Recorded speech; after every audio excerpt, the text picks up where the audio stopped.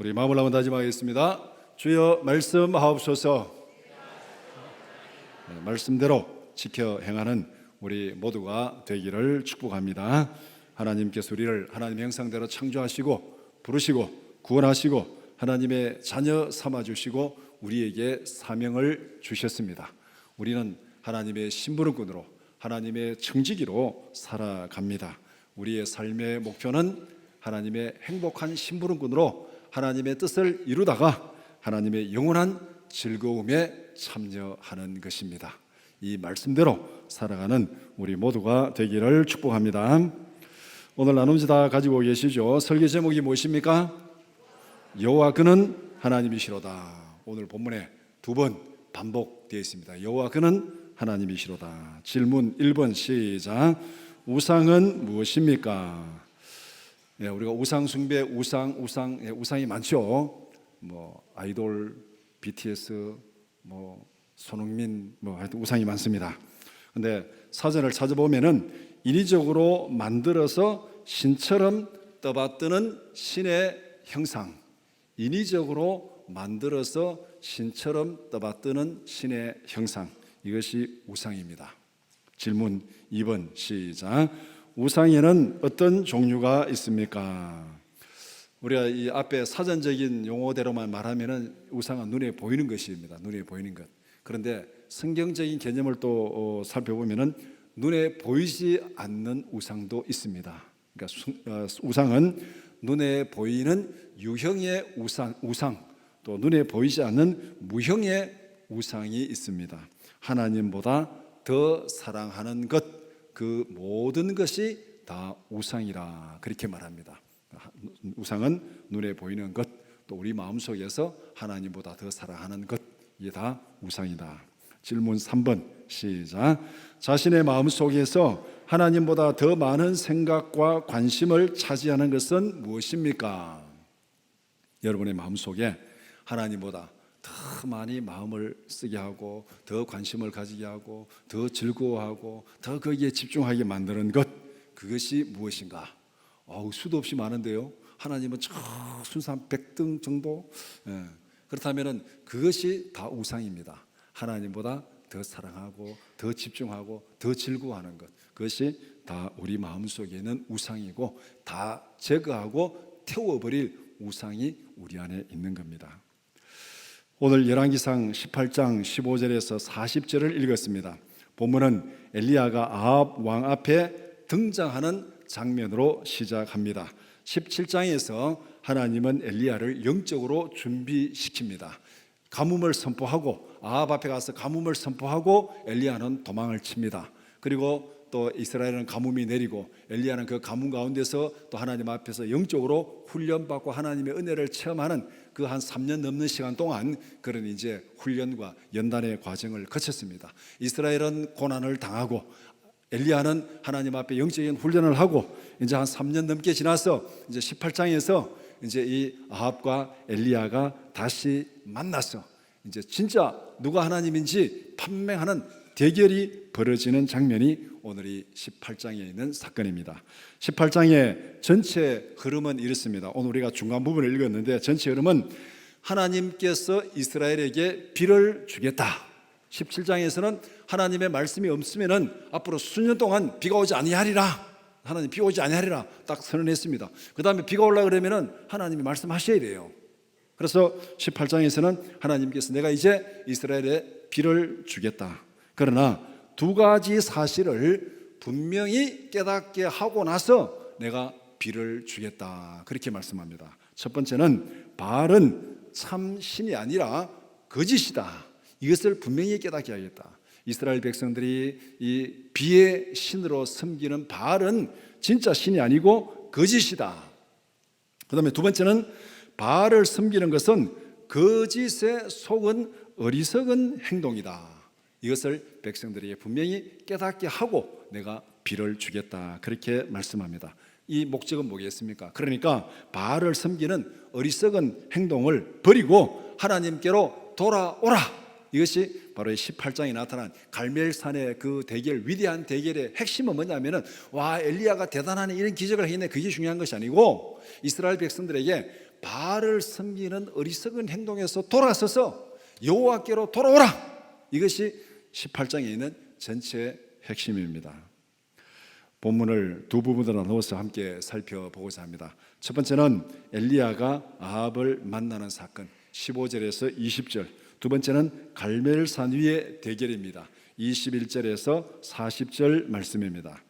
첫 번째, 엘리야가 아합을 만나는 사건입니다. 질문 11번 시작. 엘리야와 아합 중에서 누가 이스라엘을 괴롭히는 자입니까? 엘리야를 만난 아합의 첫 마디가 무엇입니까? 오늘 이 17절에 아합이 그에게 이르되 이스라엘을 괴롭히는 자였느냐? 이스라엘을 괴롭히는 자였느냐? 이렇게 지금 아합이 엘리야를 보는 순간에 첫 마디 이렇게 말합니다. 이 말 속에 뭐가 들어있습니까? 3년 넘게 지금 이스라엘에 비가 내리지 않고 가뭄이 생겼습니다. 엘리야가 그리 시내가로 도망을 갔잖아요. 거기에 그리 시내가 말랐습니다. 또 사르밧으로 갔습니다. 이 모든 걸 볼 때 지금 이스라엘 전체에 기근이 심해가지고 엄청난 고통을 당하고 있고 굶어 죽는 사람도 많이 있었을 것입니다. 이런 고난을 당하면서 아합이 지금 누구를 찾아다녔나? 엘리야를 찾아다닌 거예요. 엘리야가 앞으로 비가 없을 것이다 선언하고 도망친 다음 날부터 비가 그쳐가지고 지금 3년이 넘게 비가 오지 않으니까 이 엘리야를 잡아서 내가 죽여야지, 이 엘리야가 우리를 괴롭게 하고 있다, 막 그렇게 생각하고 지금 엘리야에 대한 막 원한을 품고 엘리야를 찾아다니는 그 아합의 모습. 그래서 아합이 엘리야를 보는 순간에 첫 마디가 이스라엘을 괴롭게 하는 자였느냐, 이렇게 지금 이제 찾았다 이 말입니다. 아합은 이스라엘이 가뭄으로 고통을 당하는 모든 원인을 엘리야에게 있다고 그렇게 생각하고 있습니다. 아합의 말을 들은 엘리야는 뭐라고 말합니까? 정반대의 말을 합니다. 18절에 이스라엘을 괴롭게 하는 것은 내가 아니라 당신과 당신 아버지 집입니다. 당신이 여호와를 버리고 여호와의 언약을 버리고 바알을 섬기기 때문에 하나님께서 징계로 가뭄을 주신 것이다. 하나님을 버리고 바알을 섬겼기 때문에 하나님께서 징계로 가뭄을 준 것이기 때문에 당신이 이스라엘을 괴롭힌 거다. 이 모든 가뭄의 고통은 당신 때문에 온 거다. 나 때문에 온 게 아니다. 이렇게 지금 엘리야가 아합에게 답변을 하고 있습니다. 이 둘 중에 누구의 말이 맞겠습니까? 모르죠. 누구의 말이 맞는지. 누가 목소리가 크면은 이기겠죠. 힘이 있으면은 이기겠죠.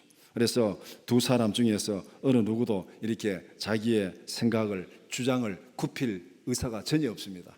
아합은 끝까지 엘리야 때문에 그렇다, 엘리야는 아합 때문에 그렇다, 이렇게 지금 둘이 서로 주장을 하고 있는데, 이 세상에 뭐 TV나 라디오에 뭐 시사 토론, 뭔 토론 해가지고 여러분들 한번 가만히 보시기 바랍니다. 토론해가지고 양쪽에서 막 패널이 나와서 열심히 얘기하고 증거대고 다 했는데 마지막 결론, 그러냐고, 내가 지금까지 잘못 알았네, 이제 내가 그렇게 따라가겠다, 이렇게 결론 나는 토론 보셨습니까? 저는 아직까지 못 봤습니다. 여러분은 보셨는지 모르겠는데, 이제 앞으로 또 이제 이 선거가 앞에 있는데, 선거 되면 뭐 선거 토론 엄청나게 많이 할 거예요, 방송에. 그러나 토론의 마지막 결론은 너는 네 팔 흔들고 나는 내 팔 흔들고, 증거 아무리 갖다 대도 소용없습니다. 자기 보고 싶은 대로 보고 생각하고 싶은 대로 생각하는 것, 이것이 이 세상에 살아가는 대부분의 사람들의 모습입니다. 아무리 얘기해도 들으려고 하지 않습니다. 결국 어떻게 되냐, 하나님이 한 방 쥐어박아야 그때야 겨우 돌아서는 그런 모습을 보게 되는데, 오늘 이 본문에서도 바로 이 두 사람 절대 굽힐 생각 없습니다. 그런데 우리가 어떤 토론이 있을 때, 어떤 일이 있을 때 남들에게 뭐 이게 맞다 틀리다 강요는 할 수 없지만은 적어도 우리가 생각할 때 판단을 할 수 있습니다. 내가 판단을 할 수 있습니다. 그러면은 오늘 본문 뒤에까지 갈 필요 없어. 옆에서 지금 요 상황에서 엘리야와 아합의 주장 중에서 누가 주장이 맞느냐, 논리적으로 이렇게 판단을 해보면은 하나님 우리에게 이성을 주시고 논리력을, 사고력을 주셨기 때문에 우리가 이걸 잘 활용해서 논리적으로 보면은 아합의 말에는 결정적인 모순이 있습니다. 비가 오지 않는 것이 엘리야의 책임이라면 아합 말대로 너 때문에 지금 비가 오지 않는다, 너가 비 오지 않는다고 하고 도망치고부터 3년이 넘도록 비가 오지 않는다, 너 때문에 비가 오지 않는다, 너가 이스라엘을 괴롭힌다, 이 말이 맞다면, 아합 말대로 이 말이 맞다면 그럼 어떤 결과가 됩니까? 아합이 비의 신이라고 섬기는 바알은 뭡니까 도대체? 바알이 비의 신이라면은 엘리야가 뭔 말을 하든지 간에 비를 내리면 되잖아요. 비를 내리면 되는 거 아닙니까? 그런데 엘리야가 말 한마디 했다고 비가 내리지 않는다면은 비의 신 바알은 뭐예요? 아무것도 아니잖아요. 아무것도 아니잖아요. 엘리야가 비 오지 말라면 비 안 오고, 비 오라 하면 비 오고, 그러면은 진짜 비를 주장하는 건 누구예요? 엘리야잖아요. 그러면은 바알을 버려야죠. 왜 바알을 섬깁니까? 바알을 비의 신이라고 섬기면서 그래도 여호와를 버리고 바알을 따라가는, 그게 어리석은 거지. 그러니까 지금 아합의 말 속에 뭐가 들어있냐? 가뭄의 고통 속에서 바알은 아무것도 아니라는 것을 아합 스스로 인정하는 꼴이 됩니다. 그러면서도 바알 섬기는 것은 포기하지 않습니다. 이게 어리석은 거예요. 로마서 1장에 하나님을 알지 못하는 자들의 모습을 이렇게 설명하고 있습니다. 창조자 하나님을 부정하는 우상 숭배, 하나님을 부정하는 철학 사상, 하나님을 부정하는 모든 가치 체계, 그거는 처음부터 잘못된 전제에서 출발합니다. 출발점이 잘못됐습니다. 하나님을 창조하신 하나님을 부정하고 하나님이 없다 해서 출발하기 때문에, 기초가 잘못됐기 때문에 그것이 어떤 철학이든 어떤 사상이든 그거는 다 모순 덩어리, 거짓 덩어리입니다. 이것을 우리가 분명히 알아야 됩니다. 오늘 본문에서 아합이 권력을 가지고 있는 왕이지만은 그의 출발이 잘못됐기 때문에 그의 말과 주장과 사상, 신앙 전부가 다 잘못됐다는 것을 분명히 보여주고 있습니다. 질문 12번 시작. 엘리야는 하나님의 언약을 버린 아합 왕에게 무엇을 요청했습니까? 엘리야는 아합이 바알을 섬김으로 이스라엘을 괴롭게 한다고 주장했습니다. 그러면서 19절에 이렇게 제안합니다. 사람을 보내서 바알 아세라 선지자들을 다 갈멜산으로 모으라. 나도 거기 나가서 그들을 만나겠다. 엘리야가 이렇게 아합에게 제안한 이유가 뭐겠습니까? 당신은 내가 이스라엘을 괴롭힌다고 하고 있고 나는 당신이 이스라엘을 괴롭힌다고 하고 있으니까 이제 우리가 한번 판명해보자. 누가 진짜 이스라엘을 괴롭히는 자인지 공개적으로 한번 판단해보자. 바알을 섬기는 아합이 이스라엘을 괴롭히는 사람인지 아니면 하나님을 섬기는 엘리야가 이스라엘을 괴롭히는지 공개적으로 한번 평가해보자. 이렇게 지금 제안을 한 겁니다. 그러니까 아합은 엘리야의 제안을 거절할 수가 없잖아요. 공개적으로 한번 판단해보자 하는데 그거 안 한다 하면은 자기가 지는 거죠. 그러니까 이 아합은 엘리야의 제안을 받아들여 가지고 갈멜산에서 모여 가지고 좋다, 공개적으로 한번 판명해보자. 이렇게 해서 지금 갈멜산에서 역사적인 대결이 성사된 것입니다. 왜 갈멜산입니까? 엘리야가 왜 갈멜산 그랬습니까? 이스라엘에 산이 많이 있는데 왜 갈멜산에서 엘리야가 지금 이것을 판결해보자 이렇게 얘기했느냐? 갈멜산은 지형적인 조건 때문에 우상 숭배의 중심지가 되었습니다. 그 중에서도 바알신을 섬기는 성지가 갈멜산입니다. 왜 그러냐면은 갈멜산 위에서 이렇게 내려다보면 경치가 참 좋은데 북쪽으로는 지중해가 보이고 남쪽으로는 평야지대가 쫙 펼쳐져 있습니다. 이 이스라엘 평야, 사론 평야, 이스라엘의 곡창지대가 거의 남쪽으로 다 펼쳐져 있습니다. 그래서 지중해에서 구름이 딱 오릅니다. 나중에 보면 엘리야가 기도할 때 비가 올 때 사원을 시켜서 가봐라, 구름이 있냐? 구름이 손바닥만한 게 떠 있습니다. 다시 가봐라 해야 나중에 비가 오는 그 장면이 나중에 성경에 나오고 있잖아요. 그러니까 구름이 지중해에서 딱 올라가지고 육지로 옵니다. 육지로 오면은 우리가 옛날에 지리 시간에 배운 대로 하면은 이 구름이 또 오다가 산을 딱 만나면 어떻게 됩니까? 거기에 비를 내리잖아요. 갈멜산이 한 500 몇 미터 되는데 거기에 딱 만나면은 갈멜산에 비를 딱 내립니다. 그 다음에 비를 내리면서 남쪽으로 가면서 평야지대에 비를 쫙 내립니다. 그러면은 이제 곡식이 잘 되잖아요. 그러니까 사람들이 볼 때 비의 신이 어디에 있습니까? 어디에 있습니까? 갈멜산 꼭대기에 있는 거죠. 비의 신이 갈멜산 꼭대기에 딱 앉아가지고 지중해에서 구름을 딱 불러가지고 갈멜산 꼭대기에 비를 딱 내리고 그 다음에 이 신이 은혜를 베풀어가지고 남쪽의 평야지대 비를 쫙 내리니까 농사가 잘 되고 풍년이 된다 이렇게 생각하는 거예요. 그러니까 이 바알을 섬기는 비의 신을 섬기는 성지가 갈멜산 꼭대기입니다. 그러니까 엘리야가 지금 갈멜산을 제안한 것은 너들이 섬기는 그 바알을 섬기는 그 산 꼭대기에 모여가지고 누가 진짜 신인지 한번 판단해보자 이렇게 지금 얘기하고 있는 거예요. 그리고 지리적으로도 갈멜산은 이스라엘과 시돈의 경계 지점, 중간 지점에 있습니다. 시돈은 바알을 섬기는 중심지잖아요. 바알을 섬기는 나라가 시돈 나라입니다. 이스라엘은 여호와를 섬기는 나라. 그 중간에 있는 갈멜산에 모여가지고 누가 진짜 하나님인지 바알인지 여호와인지 한번 판단해보자. 그렇게 해서 갈멜산에 모이게 된 것입니다. 두 번째는 갈멜산 위에 대결입니다. 질문 21번 시작. 엘리야가 백성들에게 공개적으로 제안한 도전장은 무엇입니까? 21절에서 엘리야는 백성들의 영적인 상태를 책망합니다. 언제까지 여호와와 바알 사이에서 머뭇머뭇거리고 있느냐? 권력의 눈치를 보고 따라다니는 영혼 없는 그런 이중적인 행동을 하지 말라는 거예요. 여호와를 섬기다가 또 아합이 바알을 섬기라고 거기에다 바알을 섬기고 그냥 눈치만 보고 이렇게 저렇게 바람 부는 대로 그렇게 돌아다니는 영혼 없는 이중적인 태도를 버리고 오늘 여기서 분명히 결단하라. 그러니까 백성들이 아무 말도 못하고 있습니다. 지금 엘리야가 이렇게 백성들을 책망하니까 거기서 아무 말도 못하는 거예요. 그래서 엘리야가 그 백성들을 향해서 뭐라고 그럽니까? 여호와가 하나님이면은 그를 섬기고 그를 따르고 바알이 하나님이면 그를 섬기고 그를 따르라. 양쪽에서 왔다 갔다 하지 말아라. 중간에서 왔다 갔다 하지 말고 너희가 섬길 하나님을 분명히 선택하라. 이런 백성들의 영적인 상태가 오늘 어쩌면 우리의 모습입니다.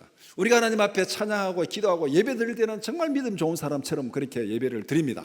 그런데 이 예배당 문 밖을 나가지고 이 발을 들어놓은 순간부터 직장에서 가정에서 여러 가지에서 거기서는 저 사람이 예수 믿는 사람인지 안 믿는 사람인지 도무지 구분이 안 되는 그런 모습들을 우리가 많이 보게 됩니다. 우리 자신에게도 그런 모습들이 있습니다. 그래 본다면은 오늘 이 엘리야가 책망하는 그 백성들의 영적인 상태가 오늘 우리의 영적인 상태입니다. 하나님과 세상 사이에서 중간에 왔다 갔다 하고 바람 부는 대로 이쪽으로 갔다 저쪽으로 갔다 휩쓸려 다니는 그런 사람들을 향해서 분명히 엘리야가 결단을 촉구합니다. 하나님이 여호와가 하나님인지 바알이 하나님인지 그를 분명히 선택하고 따르라. 그러면서 엘리야가 한마디 더 합니다. 누구를 섬길지 결정하는 과정에서 오늘 내가 분명한 증거를 보여주겠다. 바알과 아세라를 섬기는 선지자 850명이 송아지를 잡아서 나무에 올려놓고 나도 송아지를 잡아서 나무에 올려놓고 나무에 불을 붙이지 말라. 둘 다 자기 하나님께 구하라. 바알을 섬기는 자들은 바알에게 구하고 나는 여호와께 구하고 그래가지고 그 제단에 불을 내리는 그가 진짜 하나님이다. 됐냐?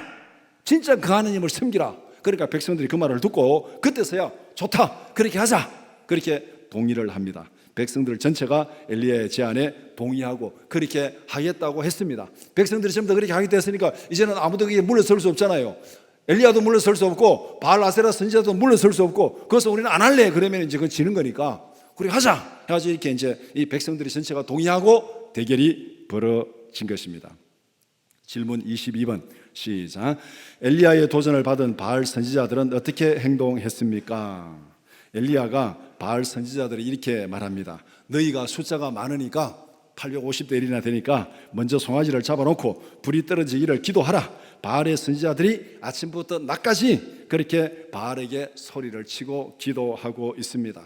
정오가 되어서 엘리야가 바알 선지자들을 조롱합니다. 여기 아침, 정오, 저녁 나름대로 제사를 드리는 그 시간입니다. 이게 하루에 3번 아침에 정오에 또 저녁 때 3번 제사를 드리는데 정오가 되어서 엘리야가 바알 선지자들을 조롱하기를 바알이 왜 대답이 없느냐 더 큰 소리로 한번 불러봐라. 그가 외출 중인지 아니면은 그가 자고 있는지 아니면은 무슨 다른 게임을 하고 있는지 크게 한번 불러봐라. 그러니까 또 이 엘리야의 조롱을 받은 바알 선지자들이 더 큰 소리를 부르면서 미친 듯이 부르짖고 있습니다. 그러면서 그게 뭐라고 말하고 있습니까? 칼과 창으로 자기 몸에 피가 나도록 막 그어가면서 그렇게 바알을 부르짖고 있습니다. 이거 보고서 제가 기도하다가 참 기도에 강력한 적이 졸음인데 졸음이 오면 칼을 들고 쫙 끄가면서 기도하면 졸음이 탁 떠날 것 같은데 이 사람들이 막 칼로 창으로 막 몸을 막 그래 피를 내면서 기도하고 있는데 왜 칼로 창으로 이렇게 몸을 그어서 피를 내면서 기도하느냐면은 이것이 이들의 종교 의식입니다. 피를 내면은 이제 액체가 보였잖아. 물이 보였잖아. 물이 보이면은 바알이 자극을 받아서 피를 내린다 생각하는 거예요. 그러니까 그들이 기도하면서 막 피를 내면서까지 그렇게 기도하는 거예요. 어떻게 보면은 이들이 자기들이 할 수 있는 막 최선을 다해서 열심히 막 그야말로 막 몸을 상해가면서까지 그렇게 기도하고 있습니다. 간절하게 기도합니까? 대충 기도합니까? 지금 여러분은 기도하면서 막 몸에 피가 나도록 한번 막 잠을 깨어가면서 기도해 보신 적 있습니까? 그렇게 한 적 없죠. 그럴 필요도 없습니다. 이들은 이 종교의식으로 이렇게 간절하게 지금 부르짖고 있습니다. 이렇게 미친 듯이 난리를 쳤지만은 저녁 소재를 드릴 때까지 아무런 반응이 없었습니다. 바알 선지자들이 백성들 앞에서 바알이 진짜 신이라는 것을 증명하는데 성공했습니까? 실패했습니까? 실패했죠. 불이 떨어지는 그 신이 진짜 신인데 하루 종일 몸을 상해가면서까지 피를 내가면서까지 그렇게 부르짖었는데 바알 제단에 불이 떨어지지 않았습니다. 백성들 앞에서 엘리야가 제안한 대로 바알이 진짜 신인 것을 증명하는데 실패했습니다. 질문 23번 시작. 엘리야는 어떤 준비를 하고 여호와께 무엇을 기도했습니까? 이제 엘리야 차례가 되었습니다. 엘리야는 여호와께 기도하기 전에 백성들을 모아서 준비를 시킵니다. 무너진 여호와의 제단을 쌓으라. 지금 우상을 숭배하는 갈멜산 꼭대기에 와서 이스라엘 제단이 다 무너졌겠죠. 여호와의 제단이 다 무너졌겠죠. 그 무너진 제단을 다시 쌓으라. 이스라엘 12지파를 상징하는 12개의 돌로 제단을 쌓으라. 제단 사방에 도랑을 파고 제단 위에 나무를 쌓고 그 위에 송아지를 잡아서 올려놓고 물을 길러다가 재물과 나무를 적시고 도랑에 물이 가득하도록 물을 갖다 부었습니다. 이렇게 한 이유는 무엇입니까? 인간이 생각할 수 있는 모든 가능성을 다 제거한 것입니다. 혹시나 불이 떨어지면은 이 가뭄에 그게 불씨가 있어가지고 떨어졌다 뭐 이런 여러 가지 뭐 얘기가 있을 수 있잖아요. 그러니까 그런 모든 가능성을 다 제거한 거예요. 이렇게 엘리야가 지금 하나님 앞에 기도하기 전에 준비하고 있습니다. 이 준비가 간단한 준비겠습니까? 힘든 준비겠습니까? 우리가 하나님 앞에 기도할 때 저도 마찬가지고 여러분도 마찬가지고 기도하는 사람들의 간절한 소망은 기도 응답을 바라는 거예요. 우리가 하나님 앞에 기도할 때 먼저 어떤 준비가 되어야 되는가? 무너진 여호와의 제단을 쌓으라. 무너진 여호와의 제단을 쌓으라. 우리 마음속에서 우리의 삶 속에서 하나님의 말씀을 떠나서 그냥 이리저리 다 우리의 삶의 신앙이 흐트러졌다면, 신앙이 무너졌다면 그걸 회복해야 돼요. 회복해야 돼요. 하나님의 말씀에 맞추어서 나의 삶을 회복하고 어떻게 보면은 이 백성들로 준비시키는 것은 엘리야가 지금 백성들에게 회개시키는 거예요. 회개시키는 거. 여호와의 제단이 다 무너졌는데 그 제단을 다시 쌓으라. 회개시키는 거잖아요.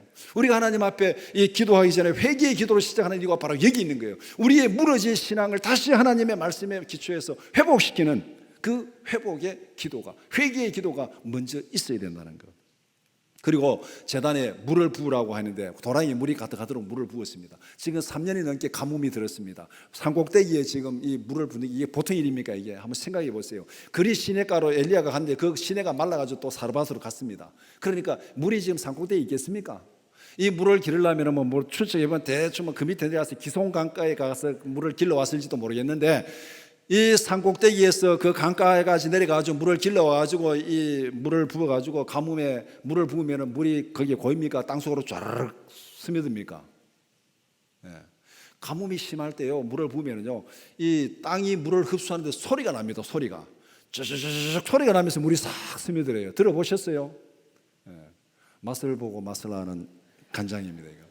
가문 땅에 메마른 땅에 물을 부으면은요 물이 땅이 소리를 내면서 물을 쫙 빨아들여요. 이 말은 뭐냐면은 도랑에 물이 가득하도록 부으려 그러면 물이 보통 부어서 될 문제가 아니라는 거예요. 산꼭대기에 그렇게 물을 많이 갖다 부었습니다. 이것도 엄청난 밑에까지 내려가가지고 산꼭대기에 물 길러 올라가지고 또 붓고 또 붓고 하려면 이게 보통 일이 아닙니다. 이게 우리가 하나님 앞에 기도하는 거 기도가 가장 편한 것일 수도 있는데 정말 이 땅에 능력을 나타내고 하나님의 영광을 나타내는 이 기도로 증명하기 위해서는 우리 가운데 이 기도의 수고가 만만치 않다는 겁니다. 예, 이런 기도의 수고 우리가 따라야 된다는 거. 그것을 지금 여기서 보여주고 있네요. 그냥 넘어가면 간단한 준비인데 이거 실제로 내가 그렇게 한다고 생각해보고 한번 이렇게 시뮬레이션 해보면은 예행 연습을 해보면요 이게 보통 힘든 준비가 아닙니다. 그렇게 준비를 마친 엘리야는 이렇게 기도합니다. 36절에 여호와께서 이스라엘 중에서 진짜 하나님인 것을 이 백성들로 분명히 보아 알게 하옵소서. 내가 이렇게 하는 모든 것이 하나님의 말씀대로 실천하는 것을 이 백성들이 깨닫게 하옵소서. 엘리야가 무슨 자기 영광을 위해서 자기 명예를 위해서 하는 거 아니에요. 하나님의 말씀을 순종하고 실천하는 그것을 지금 보여주는 것, 하나님의 말씀이 진짜라는 것을 순종으로 삶으로 행동으로 보여주는 그것인 것을 이 백성들이 깨달아 알게 하옵소서. 그렇게 기도하고 있습니다. 37절에 이 백성에게 주 여호와는 하나님이신 것과 주는 그들의 마음을 되돌이키심을 알게 하옵소서. 하나님이 어떤 분이라는 겁니까? 하나님께서 이 백성을 징계하고 죽이는 하나님이 아니라 하나님인 것을 깨닫게 하고 그들을 구원하시는 하나님을 알게 하옵소서. 그들의 마음을 돌이켜서 그들을 구원하시는 여호와 하나님인 것을 알게 하옵소서. 그렇게 기도합니다. 그렇게 기도했더니 38절에 엘리야의 기도에 여호와는 불로 응답하셨습니다. 누가 진짜 하나님입니까? 여호와입니까? 바알입니까? 여호와가 진짜 하나님인 것이 증명이 되었습니다. 엘리야가 기도한 기도의 핵심이 무엇입니까? 이 백성들이 여호와께서 하나님이신 것을 깨닫고 돌아와서 여호와만 섬기게 하옵소서. 그것을 기도한 거예요. 그것을 기도한 거. 이렇게 보면은 엘리야의 기도는 주기도문의 전반부입니다. 하나님의 이름을 위해서, 하나님의 나라와 통치를 위해서, 하나님의 뜻이 이루어지기 위해서 그렇게 기도한 거예요. 그 기도에 하나님께서 응답하셨습니다. 엘리야의 기도가 오늘 우리의 기도가 되기를 축복합니다. 이 땅에 하나님의 영광이 충만하고 하나님의 통치가 이루어지게 하시고 우리의 삶을 통해서 하나님의 뜻이 이루어지는 그런 나라가 되게 하시고 그런 나의 삶이 되게 하옵소서. 이것이 하나님 앞에 진짜 우리가 드려야 될 기도고 엘리야의 기도입니다. 질문 24번 시작. 바알을 섬기던 백성들은 기도 응답을 못 깨한 후에 어떻게 행동했습니까? 백성들의 행동은 두 가지 면에서 확실히 달라졌습니다. 기도 응답을 딱 기준으로 비포 애프터, 우리 무슨 다이어트 3개월 다이어트 하고 나면 이렇게 달라집니다. 비포 애프터 사진 찍어주고, 성령하면 이렇게 달라집니다. 비포 애프터 사진 찍어주고, 그런 광고 많이 보셨잖아요. 오늘 이제 기도 응답 전 그 후 백성들이 어떻게 달라졌는가? 기도 응답을 경험하기 전에는 백성들이 여호와 바알 사이에서 왔다 갔다 머뭇거렸습니다. 왔다 갔다 머뭇거렸어요. 엘리야가 막 책망해도 한마디도 말도 못하고 거기에 침묵했습니다. 그저 바람 부는 대로 줏대 없이 이리저리 휩쓸려 다니는, 여호와를 섬기다가 아합이 바알을 섬기다가 그리 따라갔다가 권력 눈치 보고 세상 눈치 보고 왔다 갔다 하는 그런 사람이었습니다. 그러나 기도 응답을 경험한 다음에는 그들의 행동이 완전히 달라졌습니다. 어떻게 달라졌습니까? 오늘 본문의 두 가지. 첫 번째는 여호와만이 하나님인 것을 확실하게 믿고 고백합니다. 39절에 모든 백성이 보고 엎드려 말하되 여호와 그는 하나님이시로다. 여호와 그는 하나님이시로다. 거기 지금 누가 있습니까? 아합이 있습니다. 아합 왕이 있어요. 그 다음에 바알 아세라 선지자들이 있습니다. 그들이 보는 앞에서 엎드려 가지고 여호와 그는 하나님이다. 여호와 그는 하나님이다. 권력의 눈치를 본다는 게 안 본다는 거예요. 아합이 있건 말건, 왕이 있건 말건, 바알을 섬기는 아합이 있건 말건, 그거는 중요한 것이 아니다. 여호와 그는 하나님이시로다. 여호와 그는 하나님이시로다. 그들이 엎드려서 하나님 앞에 믿음을 고백하거든. 세상의 눈치, 권력의 눈치 다 무시하고 하나님 앞에서 하나님만, 여호와만 진짜 하나님인 것을 고백하고 엎드려서 경배하는 모습을 보여주고 있습니다. 머뭇머뭇하는 그 신앙 상태에서 완전히 돌아선 거잖아요. 이제는 아합 눈치 볼 필요도 없고 권력 눈치 볼 필요도 없는 그 모습을 여기서 보여줍니다. 두 번째는 엘리야의 명령에 조금도 주저하지 않고 생명을 던져서 순종합니다. 이제는 엎드려서 경배하고 고백할 뿐만 아니라 이제 엘리야가 딱 말씀하면은 그대로 따라서 순종하는 그 모습을 보여주고 있습니다. 40절에서 엘리야는 바알과 아세라를 섬기는 선지자들을 모조리 다 잡으라. 한 명도 도망가지 못하게 다 잡으라 했더니 백성들이 다 잡았습니다. 850명을. 한 사람도 도망가지 못하게 그들을 기손 시냇가로 끌고 가서 거기서 다 죽여라. 이게 순종하기 쉽습니까? 이게 다 잡으라까지는 순종할 수 있어요. 다 잡았습니다. 도망가지 못하게. 그 다음에 시냇가로 끌고 내려가서 거기서 다 죽여라. 이거는 순종하기 쉬운 게 아닙니다. 이게. 그런데 어떻게 했습니까? 다 죽였습니다. 다른 말로 말하면은 생명 걸고 순종하는 거예요. 생명 걸고 다른 사람을 죽인다는 것은 자기 생명 각오한 거잖아요. 생명을 걸고 순종했습니다. 믿음은 자기 십자가를 지고 예수님을 따르는 단호한 행동입니다. 아멘. 예수님께서 우리에게 그렇게 말씀하셨습니다. 믿음은 자기 십자가를 지고 예수님을 따르는 단호한 행동. 이것이 오늘 이 본문에서 엘리야가 백성들에게 요구하는 믿음의 결단이고 믿음의 고백이고 믿음의 삶입니다. 말씀을 정리해 봅시다. 오늘 우리의 영적인 상태는 어떻습니까? 하나님과 세상 사이에서 이 눈치 저 눈치를 보면서 머뭇거리고 있지는 않습니까? 아니면 분명한 확신을 가지고 예수님을 따르고 있습니까? 우리 스스로가 하나님 앞에 비춰보면 지금 내 모습이 오늘 이 본문에 있는 이스라엘 백성들처럼 머뭇머뭇거리고 있는지, 아니면 변화된 이스라엘 백성들처럼 생명 걸고 하나님을 따르고 있는지 우리 자신을 한번 진단해 볼 필요가 있습니다. 하나님은 우리에게 분명한 믿음의 결단을 요구하십니다. 진리와 거짓 사이에서 머뭇거리는 것은 하나님이 기뻐하지 않습니다. 하나님이 그것을 싫어하십니다. 마태복음 6장 24절 말씀 시작. 한 사람이 두 주인을 섬기지 못할 것이니 혹 이를 미워하고 저를 사랑하거나 혹 이를 중히 여기고 저를 경히 여김이라. 너희가 하나님과 재물을 겸하여 섬기지 못하느니라. 요한계시록 3장 15절 16절 말씀 시작. 내가 내 행위를 아노니 내가 차지도 아니하고 뜨겁지도 아니하도다. 내가 차든지 뜨겁든지 하기를 원하노라. 내가 이같이 미지근하여 뜨겁지도 아니하고 차지도 아니하니 내 입에서 너를 토하여 버리리라. 하나님과 세상 사이에서 머뭇머뭇하고 왔다 갔다 하는 이것은 하나님이 토해버리겠다, 그렇게 말씀하고 있습니다. 예수님은 우리에게 확실하게 믿음의 결단을 요구하십니다. 마태복음 10장 37절에서 39절 말씀 시작.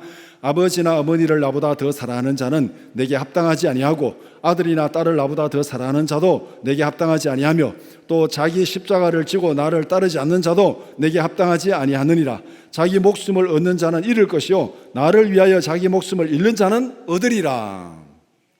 마태복음 16장 24절 25절 시작. 이에 예수께서 제자들에게 이르시되 누구든지 나를 따르려거든 자기를 부인하고 자기 십자가를 지고 나를 따를 것이니라. 누구든지 제 목숨을 구원하고자 하면 잃을 것이요 누구든지 나를 위하여 제 목숨을 잃으면 찾으리라. 생명의 길이 어디에 있는지를 분명히 얘기하고 있습니다. 생명 걸고 예수님을 따르라. 그것이 영원히 사는 길이다. 그것이 영원히 사는 길이다. 그것을 버리고 이 눈치 저 눈치 보고 따라다니면 그거는 죽음의 길이다. 영원한 멸망의 길이다. 그렇기 때문에 세상의 눈치, 권력의 눈치 보지 말고 오직 영원한 생명의 진리를 따라서 생명 걸고 거기에 따라가라는 겁니다. 우리가 살아가는 이 시대는 재물의 신을 섬기는 아합 시대와 다르지 않습니다. 지난주에 말씀드린 대로 이 황금 만능주의, 이 후기 자본주의, 돈을 숭상하는 이 시대는 현대판 바알을 섬기는 시대입니다. 그렇다면 우리에게 요구되는 것은 무엇입니까? 엘리야의 영성이 요구됩니다. 둘 사이에 끼어서 머뭇거리지 말고 하나님의 말씀에 생명을 걸고 따르라. 그것이 엘리야가 지금 백성들에게 요구하는 거예요. 그 결단이 우리에게 요구되는 것입니다. 그런 믿음의 용기와 결단이 없다면 우리는 하나님 앞에 간절히 기도해야 됩니다. 여호와께서 세상을 주관하시는 진짜 하나님인 것을 분명히 내게 보여주시고 분명히 깨닫게 하옵소서. 머뭇거리지 말고 내가 하나님 앞에 기도해서 하나님 보여주시옵소서. 머뭇거리는 백성들에게 엘리야가 제안했잖아요. 기도해가지고 불을 내리는 그 하나님을 따라가라고. 정말 우리가 이 둘 사이에서 머뭇거린다면 우리는 적어도 기도의 결단을 해요. 결단하고 기도해야 되는 거야. 하나님 내게 응답하여 주옵소서. 누가 진짜 하나님인지 내게 보여주시옵소서. 우리의 기도에 성령의 불로 응답하여 주시옵소서. 이 기도가 우리 가운데 있기를 축복합니다. 우리 모두가 기도 응답의 산 증인으로서 세상의 모든 유혹을 이기는 믿음의 사람들이 되기를 축복합니다. 우리 다 같이 기도드리겠습니다.